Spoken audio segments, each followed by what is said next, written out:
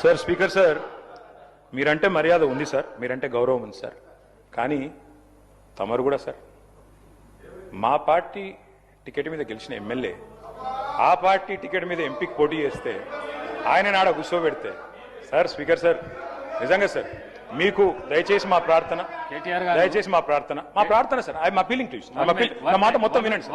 నా appeal sir, మీరు నిర్ణయం తీసుకున్నారు, తప్పకుండా దాంట్లో మాకేం విభేదం లేదు సార్.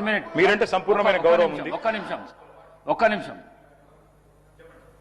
జ్యుడిషియరీలా కోర్టు కోతం, జడ్జి జడ్జిమెంట్ ఇస్తాడు. ఈ కోర్టు కాకపోతే ఇంకో కోర్టు కోతాం. జడ్జిమెంట్ నువ్వు మొత్తం చదవకుండానే ఎన్నో అభియోగాలు చేసినావు, అయినా నేను మీడియా ముందుకు రాలేదు. ఈ విషయంలో కూడా నువ్వు జడ్జిమెంట్ చదివినాక నాతో మాట్లాడితే నేను దానికి జవాబిస్తాను. దయచేసి ఈ ప్రశ్నించే దీన్ని మీరు తక్కువ చేసుకుంటే మంచిగుంటుందని చెప్పేసి ఈ సభలను మీకు తెలియజేస్తాను. స్పీకర్ సార్, మీరంటే వ్యక్తిగతంగా గౌరవం ఉంది, మీరు నేను మిత్రులం, అదందరికీ తెలిసిందే.